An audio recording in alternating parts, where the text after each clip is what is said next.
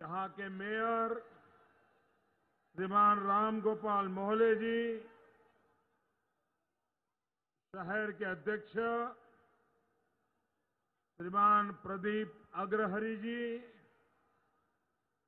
चुनाव के संयोजक श्रीमान अशोक धवन जी, पूर्व शहर अध्यक्ष श्रीमान टी.एस. जोशी जी, सह संयोजक श्रीमान दयाशंकर दयालु जी और वाराणसी दक्षिण से भारतीय जनता पार्टी के युवा उम्मीदवार श्रीमान नीलकंठ तिवारी जी और विशाल संख्या में पधारे हुए काशी के मेरे प्यारे भाइयों और बहनों,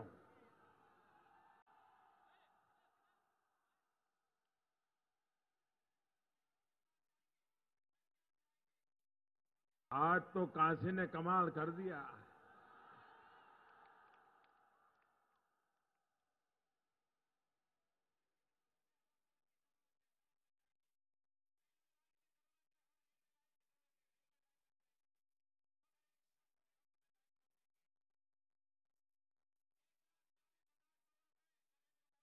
जब चुनाव घोषित हुआ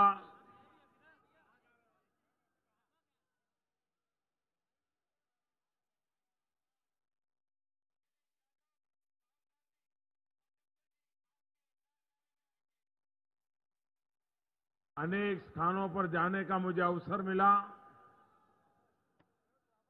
और आज जब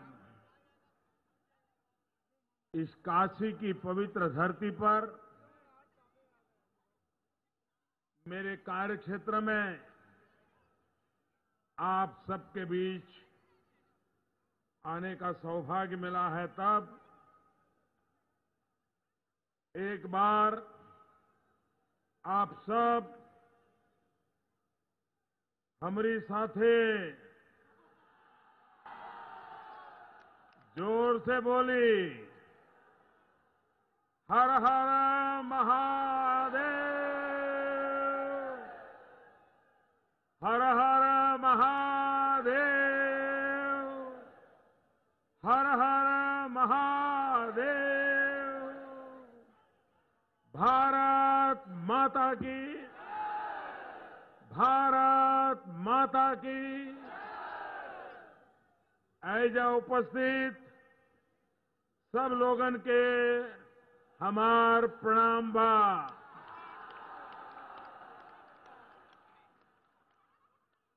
हम आईनी यहाँ तो बाबा विश्वनाथ दर्शन करके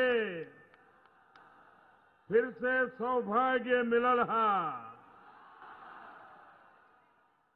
और एक के अलावा काशी के कोतवाल बाबा काल भैरव के दर्शन भी पहली बार भइल हो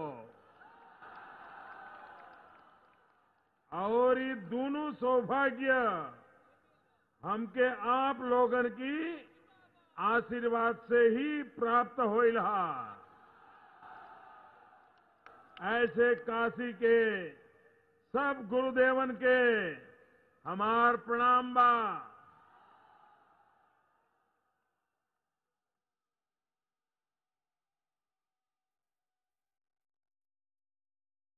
भाइयों बहनों,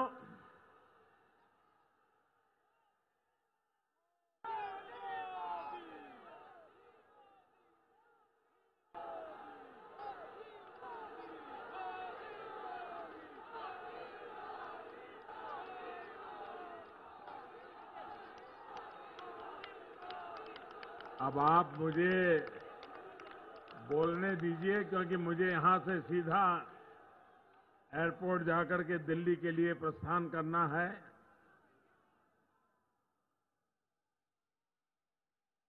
मैं उत्तर प्रदेश भारतीय जनता पार्टी का और काशी बीजेपी का हृदय से आभार व्यक्त करता हूं कि उन्होंने मुझे आप सबके दर्शन का अवसर दिया।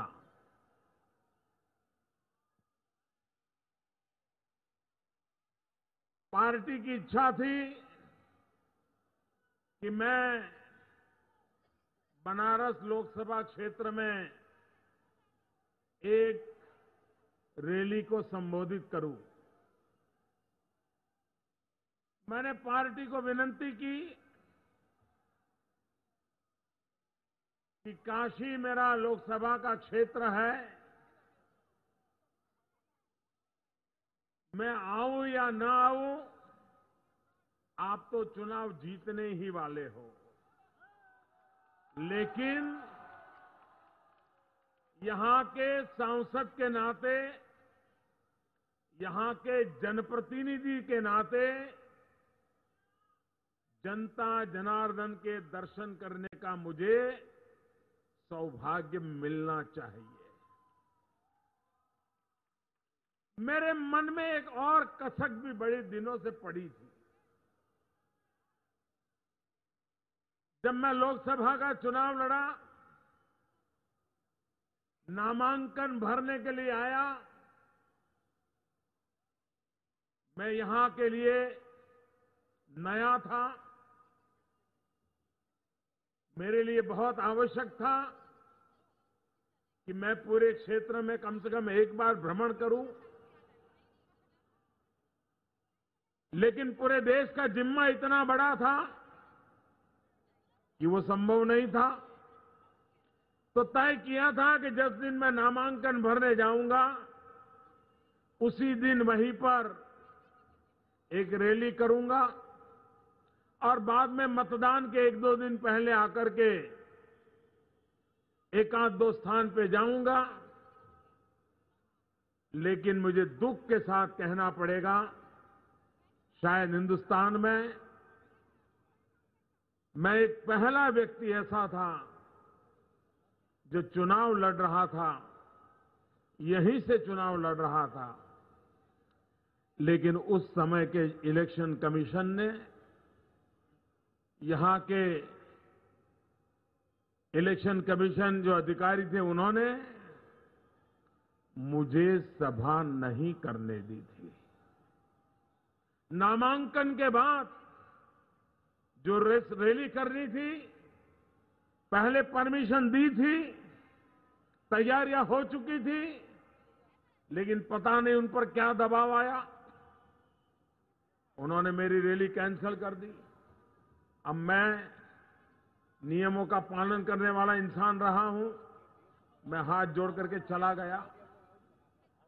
जब मतदान के दिन थे, एक दो दिन पहले समय मांगा, तब भी इलेक्शन कमीशन ने काशी में मुझे जनसंपर्क करने से मना कर दिया, सभा करने से मना कर दिया। तब से मेरे मन में कसक थी कि काशी ने मुझ पर इतना बड़ा उपकार किया, मैं जनसंपर्क नहीं कर पाया, अपनी बात कभी नहीं बता पाया, उसके बावजूद भी काशी के लोगों ने मुझ पर इतना प्यार बरसाया, इतने आशीर्वाद दिए और भारी बहुमत से मुझे विजयी बनाया।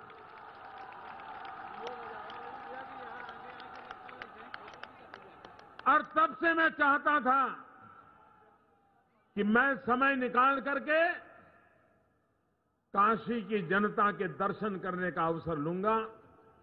और लोकतंत्र का ये पर्व, चुनाव, इससे बड़ा कोई मौका नहीं होता है। तो मैंने पार्टी से आग्रह किया कि मैं जरा ज्यादा समय काशी में लगाना चाहता हूं, हर किसी के दर्शन करना चाहता हूं। और आज जब भोले बाबा के पास जा रहा था, जब काल भैरव के चरणों में जा रहा था, तो खुली जीप में निकला और जिस प्रकार से आपके दर्शन का मुझे सौभाग्य मिला, मैं काशी वासियों का हृदय से आभार व्यक्त करता हूं।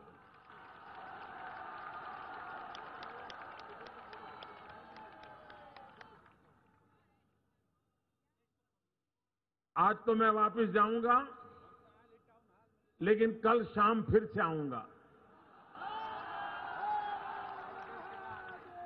और कम से कम एक रात तो रुकना चाहिए, तो कल मैं रुकने वाला भी हूं। नरेंद्र मोदी भले प्रधानमंत्री हो,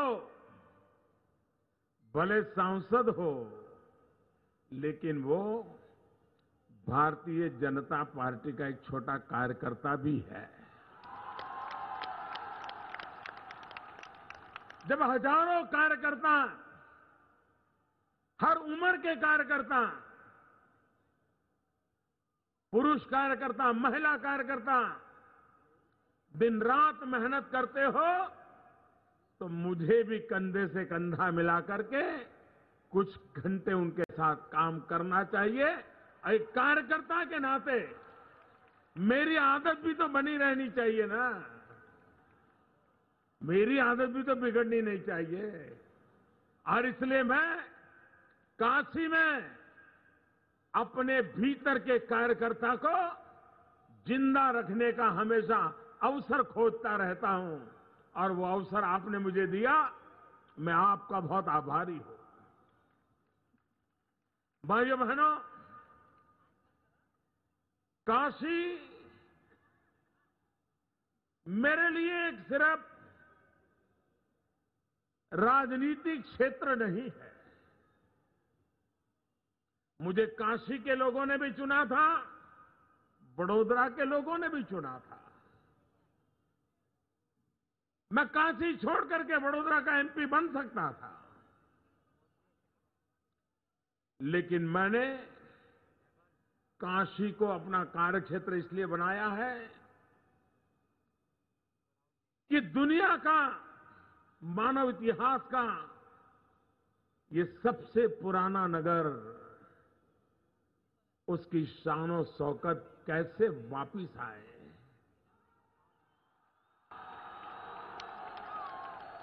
उसकी आन बान शान फिर से एक बार कैसे चतुर्दिशा में चमकने लगे, और उस काम में काशीवासी तो बहुत कुछ कर रहे हैं। अगर मैं भी एक गिलहरी की तरह कुछ कर पाऊं तो मेरा जीवन धन्य हो जाएगा, इस भाव से मैं आया।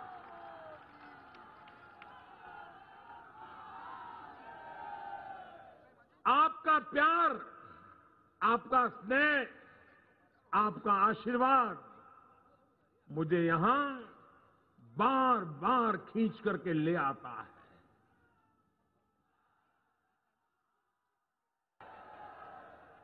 और ऐसी नगरी मैं एक बार अमेरिका में बोस्टन शहर में गया था, तो वहां के एक यूनिवर्सिटी में कार्यक्रम करके मैं निकला, तो वहां जो मेरे यजमान थे, उन्होंने मुझे एक गली दिखाई बोस्टन में, और उन्होंने कहा कि इसको बोस्टन का काशी कहते हैं। अमेरिका के बोस्टन शहर में एक गली, वहां के लोग इसको काशी के नाते जानते हैं, और बोले यहां पर गुरु शब्द कॉमन है। प्रोफेसर के लिए, टीचर के लिए गुरु शब्द कॉमन है, और वो काशी के साथ हमें जोड़ता है। ये जब सुनते हैं तो कितना गर्व होता है भाई, कितना गर्व होता है। ये शहर सिर्फ लोग रहते हैं, नगर है, रास्ते हैं, इतना नहीं है। काशी अपने आप में मानव जात के लिए एक संदेश है, मानवता का प्रतीक है। और वो काशी हमें सबने मिलकर के एक उत्तम काशी बनाने की ओर कोशिश करनी है। जब से एक सांसद के नाते आपने मुझे काम दिया है, आपने देखा होगा हर बार कोई न कोई नया प्रकल्प लगाए रखता हूं मैं। अनेक प्रकार से काम कर रहा हूं, क्योंकि आपने मुझे सेवा करने का मौका दिया है और मैं सेवा करके धन्यता अनुभवता हूं।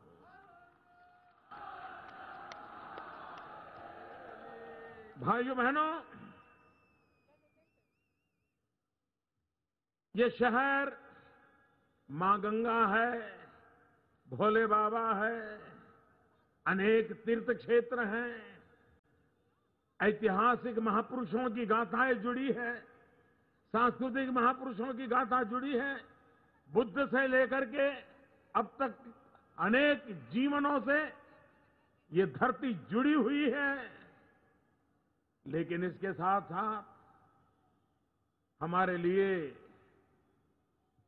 काशी की ये जो आत्मा है, उस आत्मा को तो बनाए रखना है, लेकिन काशी का कायाकल्प भी करना है।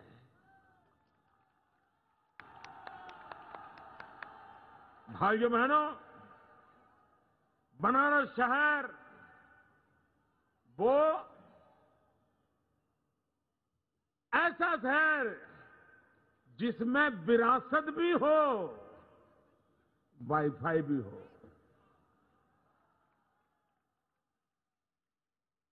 वहां सांस्कृतिक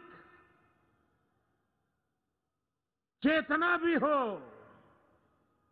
वहां सफाई भी हो। ऐसा हो मेरा बनारस, जहां आध्यात्मिक पहचान भी हो तो आधुनिकता की अनुभूति भी हो।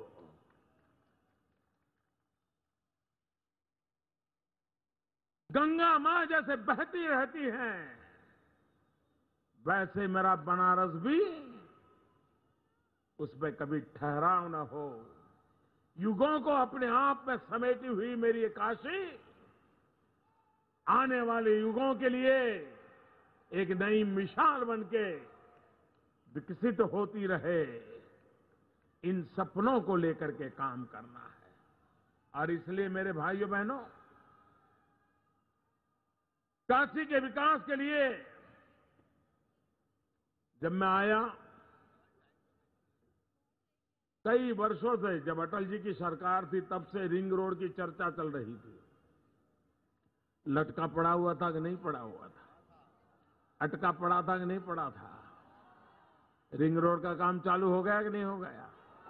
आप मुझे बताइए, जिस दिन ये रिंग रोड पूरा हो जाएगा तब काशी के जीवन में कितनी सुविधा होगी, ट्रैफिक में कितनी समस्याओं का समाधान होगा कि नहीं होगा?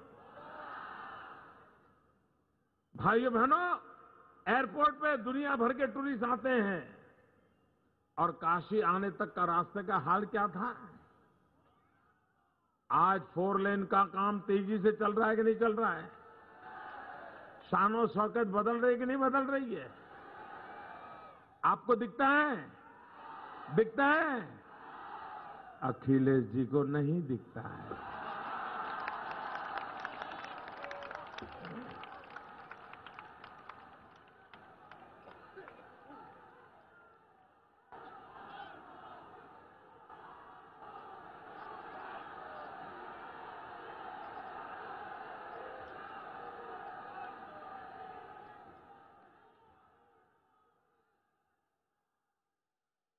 ये हमारे शहर का अंधरा पुल, कितने सालों से अंधरा पुल की बातें होती थी, काम हो रहा था क्या? हमने करके दिखाया कि नहीं दिखाया? भाइयों बहनों, काशी जितना पुराना है, लेकिन उसमें रुकावट बनती है जब आसमान में देखते हैं चारों तरफ तार लटकते हैं। लटकते हैं कि नहीं लटकते हैं?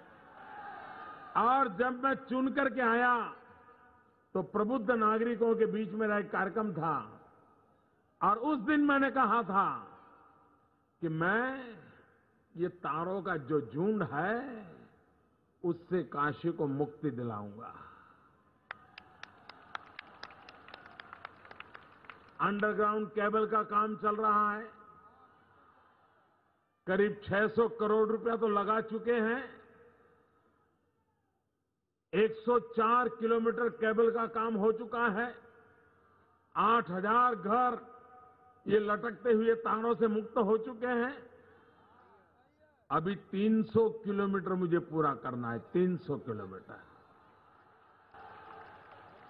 1 लाख परिवारों को उसका सीधा लाभ मिलने वाला है। ये जो यहां बिजली की सारी व्यवस्था है, 40-42% टीएनडी लॉस है, ट्रांसमिशन का लॉस है उनका, 40-42%। इसका मतलब हुआ कि जो ईमानदार लोग हैं इनको सजा हो रही है, उन पर टैक्स ज्यादा लगता है इस लॉस के कारण। ईमानदार का गुनाह क्या भाई?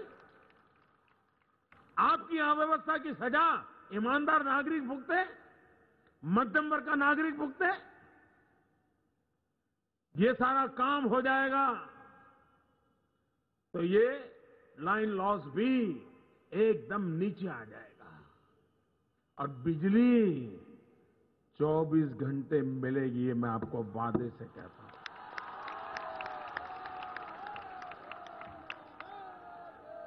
अब मुझे बताइए, काशी में बिजली 24 घंटे मिलती है कि नहीं मिलती है? नहीं, मुझे गंगा की सौगंध खाने की जरूरत है क्या? देखिए, कोई ईश्वर को माने या ना माने, लेकिन ईश्वर की ताकत तो होती है। होती है कि नहीं होती है? जो रोज झूठ बोलते थे, रोज झूठ बोलते थे, रोज झूठ बोलते थे, आज जब वो मंदिर जा रहे थे उसी समय बिजली चली गई।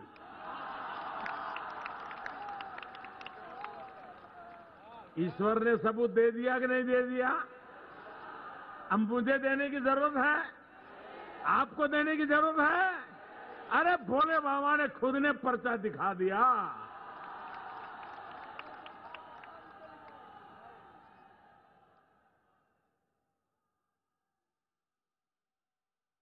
भाइयों बहनों,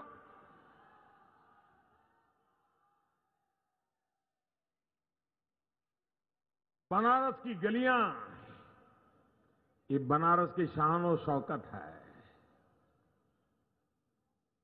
उसका अपना एक महात्मा है। करीब 34 करोड़ रुपए लगा करके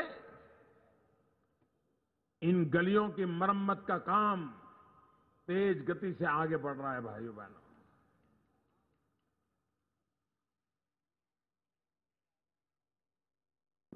विकास में इंफ्रास्ट्रक्चर ये समस्याओं का स्थायी समाधान करता है। हमारा रेलवे स्टेशन, इलाहाबाद से काशी तक की लाइन में वृद्धि करने का प्रयास, काशी से जुड़े तीनों रेलवे स्टेशन का विकास, प्लेटफॉर्म पर अधिक लाइनें लगाने का विस्तार, ये सारे काम आप देख रहे हैं कि नहीं देख रहे हैं?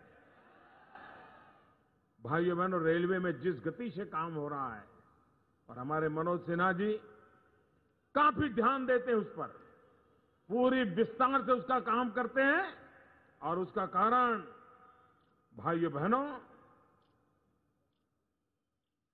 मैंने जैसे रास्तों का कहा, बनारस से आजमगढ़, बनारस से गोरखपुर, बनारस से सुल्तानपुर, बनारस से औरंगाबाद, करीब करीब 10,500 करोड़ रुपए के प्रोजेक्ट काम चल रहा है। भाइयों बहनों, जब ये काम पूरा होगा तब वो काम कितना शानदार होगा, इसका आप अंदाज लगा सकते हैं। बनारस में बिजली के लिए ये भी जरूरी है कि इस ट्रांसमिशन के लिए सबस्टेशन होना जरूरी है। सबस्टेशन की ओर हमने काफी ध्यान दिया है और उसका लाभ होगा। मैं काशी वासियों को एक बात के लिए बधाई देना चाहता हूं। पिछली बार जब मैं आया था मैंने कहा था कि हमने एलईडी बल्ब लगाना चाहिए।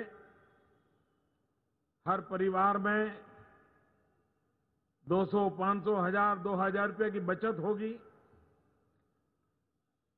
बल्ब की उम्र ज्यादा होगी और उसका प्रकाश मन को भाने वाला होगा। इतने कम समय में बनारस के नागरिकों ने 9 लाख से ज्यादा एलईडी बल्ब लगा दिए। बहुत बड़ा काम किया है।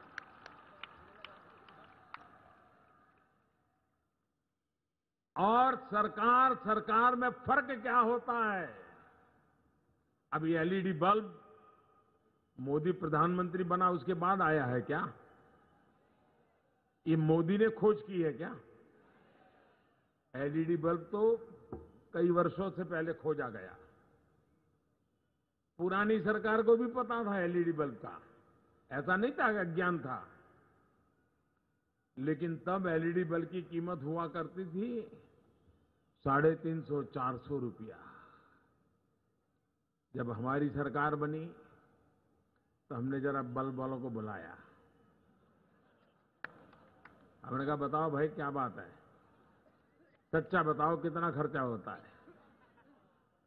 बोले साहब ज्यादा ऑर्डर मिल जाए तो थोड़ा कम होगा। मैंने कहा सच बताओ जरा कितना मुनाफा कमाते हो? नहीं बोले कोई ज्यादा मार्केट नहीं, क्या कमाएंगे, अभी तो खर्चा पानी निकलता है। मैंने कहा अरे ऐसा नहीं, सच बताओ। आज वो एलईडी बल्ब जो 350, 400 रुपया था 50 से 80 रुपये के बीच में आज एलईडी बल्ब मिलता है। और देश में करीब 21 करोड़ एलईडी बल्ब लग चुके हैं और एलईडी बल्ब लगने मात्र से 11,000 करोड़ रुपया उपभोक्ताओं का बच रहा है। जो बिजली का उपयोग करते हैं उनकी जेब में वो पैसा बच रहा है भाई। अब गरीब के घर में 200, 250 रुपया बिजली का बिल कम आएगा तो अपने बच्चों को दूध पिलाएगा कि नहीं पिलाएगा? वो बच्चों का स्वास्थ्य का लाभ होगा कि नहीं होगा? अगर मेरे देश का बच्चा तंदुरुस्त होगा तो मेरी हिंदुस्तान की आने वाली कल भी तंदुरुस्त होगी कि नहीं होगी? भाइयों बहनों, काम कैसे होता है? टुकड़ों में काम करने से काम नहीं होता है। विकास को नई ऊंचाइयों पर ले जाना है तो एक कॉम्प्रिहेंसिव अप्रोच लगता है। तब जाकर के भाइयों बहनों, आपने देखा होगा गंगा आरती के लिए कितने लोग आते हैं। अब जब से वहां एलईडी की रोशनी लगा दी है, कितना लोगों को मन को भाने लगता है वो दृश्य। कितना अद्भुत दृश्य निर्माण हो गया है। ब्यूटिफिकेशन की दृष्टि से भी कितना उत्तम काम हो रहा है। काशी ये टूरिस्ट प्लेस भी है, यात्रा का धाम भी है। यहां की हर चीज में एस्थेटिक सेंस होना चाहिए। आने वाले व्यक्ति को नयापन महसूस होना चाहिए। अपनी रोजमर्रा की जिंदगी से वो बाहर की कुछ नई अनुभूति करे और ये हमें करके दिखाना है। ई रिक्शा के द्वारा पॉल्यूशन को कम करने का प्रयास, ई बोट के द्वारा गंगा जी में पॉल्यूशन को रोकने का प्रयास, एक के बाद एक ऐसे काम हुए हैं जिसके कारण काशी की शान और शौकत जिसे बनाने में आप लगे हैं, मैं भी आपके साथ जुड़ गया हूं। भाइयों बहनों, बनारसी साड़ी कौन नहीं जानता है, लेकिन मेरे बुनकर भाई, उनके लिए एक आधुनिक व्यवस्था विकसित करना, मॉडर्नाइज करना, उस पर तेजी से काम चला। 7 कॉमन फैसिलिटी सेंटर बनाए। उनके काम को एक एग्जिबिट करने की जगह मिल जाए, उत्तम प्रकार का वैश्विक स्तर का यहां म्यूजियम बन चुका, आधा हिस्से का उद्घाटन मैं कर चुका हूं, आधे पर काम चल रहा है। लेकिन वो यहां के जीवन को, यहां के छोटे छोटे कारीगरों को किस प्रकार से जीवन में बदलाव करेगा, उस दिशा में आप भली भांति देख सकते हो भाई बहनों। मेरा कहने का मतलब यही है कि चाहे रेल हो, रोड हो, सड़क हो, बिजली हो, पानी हो, भविष्य की दृष्टि से optical fibre network, gas pipeline का नेटवर्क, सीवरेज की व्यवस्थाएं, सॉलिड वेस्ट मैनेजमेंट, 500 करोड़ रुपया सॉलिड वेस्ट मैनेजमेंट के लिए लगाया है। काशी को साफ करके रहना है दोस्तों, सफाई करके रहना है। 8 तारीख को तो आप करने ही वाले हो।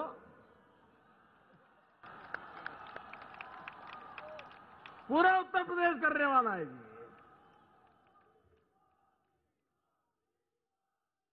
और इसलिए भाइयों बहनों,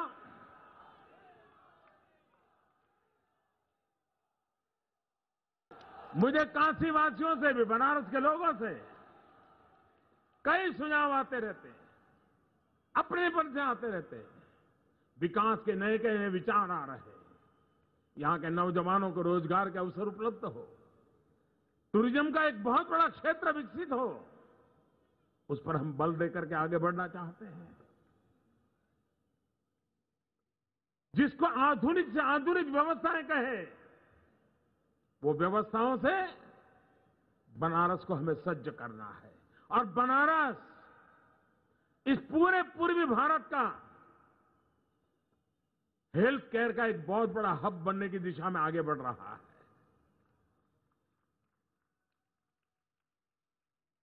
गोरखपुर, बनारस और इलाहाबाद, तीनों पर आरोग्य की दृष्टि से एक पूरी व्यवस्था विकसित कर रहा हूं मैं। ट्रॉमा सेंटर,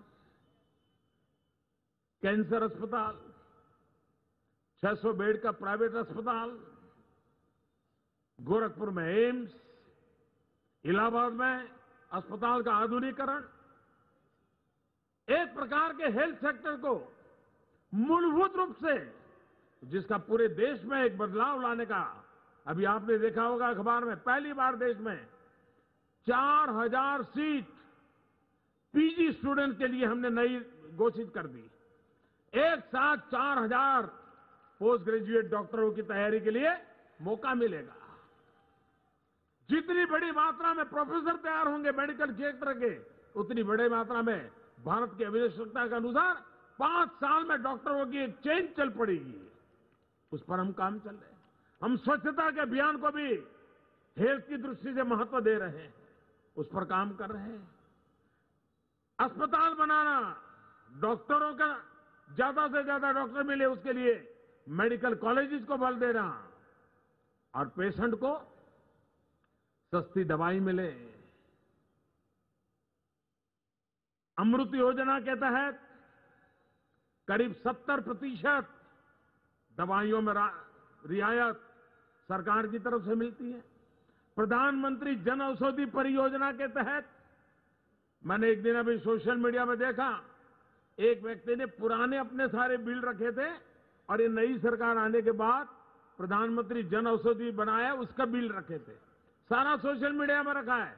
और उसने लिखा है कि पहले मुझे दवाई का खर्चा मेरे मां बाप के लिए करीब 6700 रुपया होता था, और आपकी ये जो प्रधानमंत्री जन औषधि योजना बनी है, वही दवाइयां मेरे मां बाप को मिल रही है और मुझे खर्चा सिर्फ 700 रुपया आता है।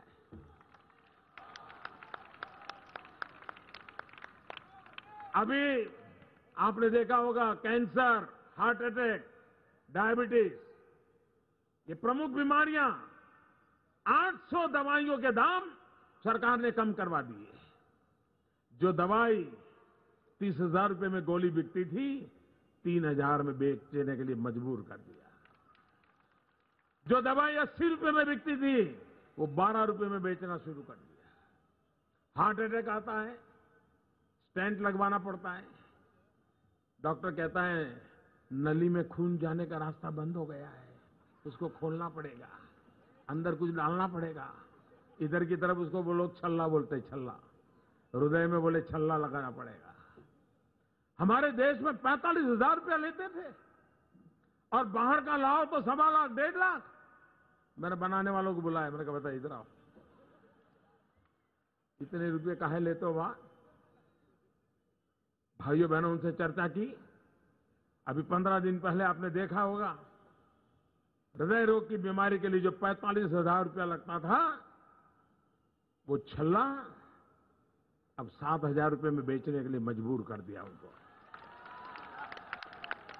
जो 1.25 लाख 1.5 लाख में बिकता था, वो 25-27 हजार में मिल जाएगा। मध्यम वर्ग का आदमी, उसकी जो रिक्वायरमेंट उसकी पूरी हो जाएगी। भाई अगर हम सामान्य मानवी के जीवन में अगर बदलाव लाना चाहते हैं, क्वालिटी ऑफ लाइफ में चेंज लाना चाहते हैं, हमने एक एक चीज को करना होगा। मैं हैरान हूं उत्तर प्रदेश में किस प्रकार से सरकार चला रहे हैं। भारत सरकार पैसे देती है, लेकिन इनमें वो उतनी क्षमता भी नहीं है कि इन पैसों का सच्चे अर्थ में उपयोग करके सरकार को हिसाब दे। हिसाब भी नहीं दे पाते। अब भारत सरकार में हमारा आग्रह है कि भाई जितना ले गए हो हिसाब दो और नया ले जाओ। वो हिसाब देते नहीं है। हिसाब देना चाहिए कि नहीं देना चाहिए? पाई पाई का हिसाब देना चाहिए कि नहीं देना चाहिए? नहीं देते हैं। आप हैरान होंगे, ओपन डेफिकेशन फ्री शौचालय बनाने का बड़ा अभियान, खुले में लोग शौच न जाए, इस देश के 500 शहरों ने अपने आप को ओपन डेफिकेशन फ्री घोषित कर दिया। उत्तर प्रदेश ऐसा है, श्रीमान अखिलेश जी, एक भी शहर 500 में उत्तर प्रदेश का नहीं है। शर्म आती है हमें। क्यों? सरकार पैसे दे रही है, भारत सरकार पैसे दे रही है, लेकिन वे सरकारी मशीन में जो जान भरनी चाहिए, काम लेना चाहिए, योजना बनानी चाहिए, नहीं, मेरे तेरे करते रहो, बात चलते रहे, चुनाव जीत जाओ और क्या। सारी बर्बादी का कारण ये चुनाव की सोख्तेबाजी है। अरे जनता जनार्दन की सेवा करो, अपने आप चुनाव के नतीजे आते रहते हैं, इसकी काहे को इतनी चिंता करके चलते हो? लेकिन नहीं, दिन रात वही हिसाब लगाते रहना, और उसका परिणाम है कि जनता की भलाई का काम होता नहीं। गंगा की सफाई, हमारी एक मीटिंग हुई, उसमें तय हुआ कि आप प्रदूषण फैलाने वाले, एनवायरमेंट को नुकसान करने वाली जितने इंडस्ट्री हैं, जो अपना कूड़ा कचरा गंगा जी में डालते हैं, उनको जरा नोटिस तो दो, पूछो तो सही। कॉमन एफ्लुएंट प्लांट बनाने के कुछ कहो, भारत सरकार पैसे देगी। ये चुनाव के हिसाब किताब में किसी को नोटिस देकर के ठीक करने के लिए तैयार ही नहीं है। भाइयों बहनों, जिन जिन राज्यों में सरकारें हैं, गंगा के तट पर जो सरकारें हैं, उन सरकारों ने जिम्मेवारी लेनी होगी। भारत सरकार धन मुहैया कराएगा, भारत सरकार योजना बनाएगा, लेकिन लागू करने के लिए आप लोगों को हाथ बटाना पड़ेगा। लेकिन मैं हैरान हूं, ये उनकी प्राथमिकता में नहीं है, उनके लिए इसका महत्व नहीं है। अगर ये मानसिकता रही तो उत्तर प्रदेश को लगातार हम पीछे छोड़ते चले जाएंगे। यहां के नौजवानों के रोजगार के लिए कितनी बड़ी संकट पैदा होगा। भाइयों बहनों, हिंदुस्तान का इतना बड़ा राज्य, उसको हम तबाह नहीं होने दे सकते। और यहां के सांसद के नाते, और मैं भारतीय जनता पार्टी को अभिनंदन देता हूं, उत्तर प्रदेश इकाई को, उन्होंने जिस प्रकार से मैनिफेस्टो बनाया है, संकल्प पत्र घोषित किया है, समाज के हर तबके के लिए विकास का निश्चित लक्ष्यांक है, योजना है, रोड मैप है और हर किसी के जीवन में बदलाव लाने की व्यवस्था है। और मुझे विश्वास है कि आने वाले 5 साल में भारतीय जनता पार्टी की सरकार उत्तर प्रदेश के जीवन में एक नया बदलाव लाएगी। और उत्तर प्रदेश में भारतीय जनता पार्टी की सरकार बनेगी तो काशी के लिए मेरे जितने सपने हैं कोई रुकावट नहीं आएगी, मेरा पूरा विश्वास है। भाइयों बहनों, हमें काशी की जो विशेषताएं हैं उसको बनाते हुए आगे चलना है, बनाए रखते हुए आगे बढ़ना है। मैं आज फिर एक बार काशी वासियों का हृदय से आभार व्यक्त करता हूं। कल दोबारा आने वाला हूं, कल भी लोगों के दर्शन करूंगा, कल भी एक जनसभा को संबोधित करूंगा, कल रात को रुकूंगा भी। अपनों के बीच, कार्यकर्ताओं के बीच जो दिन रात इतनी मेहनत करते हैं, मैं भी कुछ समय आपके बीच रह करके काम करूं। मेरी इस भावना को बनारस बीजेपी ने स्वीकार किया, मुझे मौका दिया, मैं आभारी हूं। आप लोगों से मेरा आग्रह है, विजय निश्चित है, विजय निश्चित है, सरकार बनने वाली है, लेकिन चुनाव ये लोकतंत्र का सबसे बड़ा पर्व होता है, उत्सव होता है। हम सबका दायित्व है अधिकतम लोग मतदान करें, ज्यादा से ज्यादा मतदान हो, ये लोकतंत्र में हर किसी की जिम्मेवारी है। इस बात को हम आगे बढ़ाएं, लोकतंत्र को ताकतवर बनाएं। लोकतंत्र ताकतवर होगा तो बनने वाली सरकारें भी ताकत के साथ काम करने में जुट जाएगी। इसी एक अपेक्षा के साथ मेरे साथ पूरी ताकत से बोलिए, भारत माता की, भारत माता की, भारत माता की। बहुत बहुत धन्यवाद।